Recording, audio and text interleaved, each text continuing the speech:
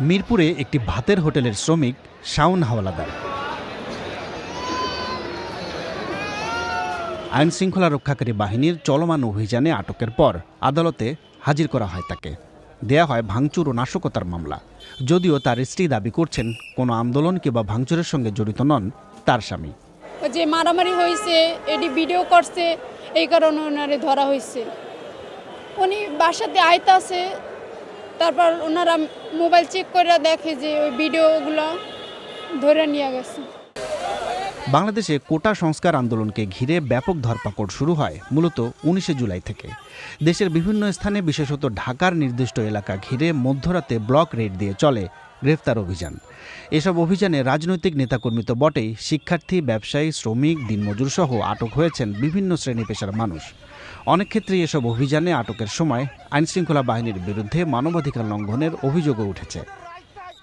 সাভারে সাবেক এক বিএনপি নেতার স্ত্রী কাউসার হাবিবা জানাচ্ছেন, গেল ২০শে জুলাই তার স্বামীর খোঁজে আইনশৃঙ্খলা বাহিনীর অভিযানের সময় তার বাসায় ঢুকে গুলি এবং ভাঙচুর করা হয়।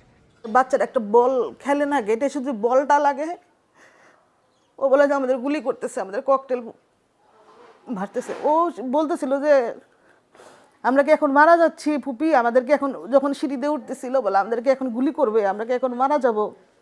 কাউসার হাবিবা জানাচ্ছেন, তার ভাষায় অভিযানের পর স্বর্ণের ২টি চেইন এবং ড্রয়ারে রাখা টাকাও পাননি তিনি। এই ওয়ার্ড্রপটার ভিতরে আমি ওই দিন একটা পুরানো ভাঙা গাড়ি বিক্রি করছিলাম, সেটার ৩,২০,০০০ টাকা ছিল, আর ঘর ভাড়া বাবদ ছিল হলো ৩৫,৮০০ টাকা। এই টাকা দুটো ছিল, কে নিচে জানি না, কারণ আমরা ওখানে আটকা ছিলাম। কাউসার হাবিবার বাসায় অভিযান হয়েছে দিনের বেলা, কিন্তু গণ অধিকার পরিষদের শীর্ষ নেতা নুরুল হক নূরের বাড়িতে অভিযান হয়েছে মধ্যরাতে। তার স্ত্রী জানাচ্ছেন, ফ্ল্যাটের গেট ভাঙার বিকট শব্দে ঘুম ভাঙার পর তিনি দেখতে পান আইনশৃঙ্খলা রক্ষাকারী বাহিনীর সদস্যরা দাঁড়িয়ে আছেন তার বেডরুমের ভেতরে। ছোট বাচ্চাটা যেহেতু আমার কাছে, বড় বাচ্চাটা ওর বাবার গলা জড়াই ধরায় ঘুমায় আছে, তো নূরকে যখন দেখলো তখন বলছি এই তো, মানে শুধু ওইটা বলে নূরকে মনে হচ্ছে থাবা মেরে মানে নিয়ে যাওয়ার মতো, মানে চোখের পলকে আমি জাস্ট ওকে জড়াই ধরছিলাম। মারিয়া আক্তার বলছেন, তার ভাষায় কোনো পরোয়ানা ছাড়াই আটকের পর ৪০ ঘন্টা নুরুল হকের কোনো খোঁজ পাওয়া যায়নি। এরপর যখন গ্রেফতার দেখিয়ে রিমান্ডে নেওয়া হয়, সেখানেও করা হয়েছে নির্যাতন। ও বলছে নিজ মুখে যে নারী হিসেবে ওই কথাগুলো আমি মুখে এখন উচ্চারণ করতে পারতেছি না, মানে ওকে ইলেকট্রিক শক দেওয়া হয়েছে এবং কিছু কিছু জায়গায় মানে ওকে আঘাত করা হয়েছে, যেটা আমি ভাষায় এখন আপনাদের কাছে আমি এটা প্রকাশ করতে পারবো না। মানে ও হাঁটতে পারতেছে না, যার কারণে।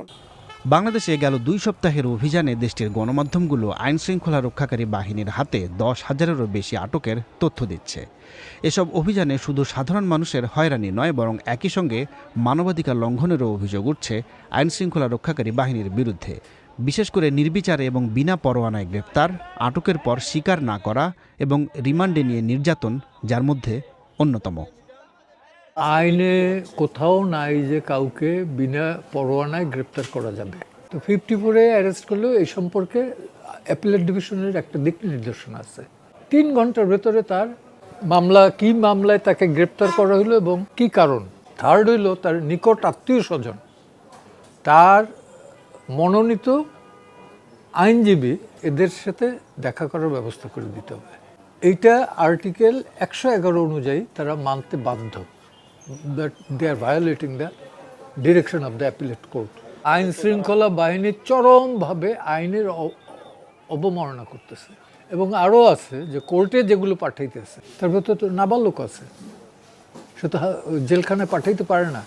তবে শুধু আটকের সময় আইনের লঙ্ঘন নয়, আটকের পর আইনশৃঙ্খলা বাহিনীর হেফাজতে নির্যাতনের অভিযোগও এখন জোরালো।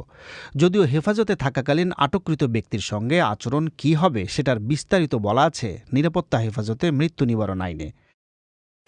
নিয়ম আছে যে কখনোই কারো গায়ে হাত দিতে পারবে না, এটা নিয়ম না, এটা কনস্টিটিউশনই। জবরদস্তি করতে পারবে না। ডিবি অফিসে রাখবে যে সেইটারই বা আইন কোথায়? থানা আছে এখানে, নাজর থানা আছে। আন্ডার নো সার্কামস্টেন্স সাদা পোশাকে যদি তুলে নেয় তাহলে অবশ্যই আইনশৃঙ্খলা বাহিনী। ধরলাম যদি ডাকাতও তুলে নেয়, সেটা আইনশৃঙ্খলা বাহিনী ধরবে না।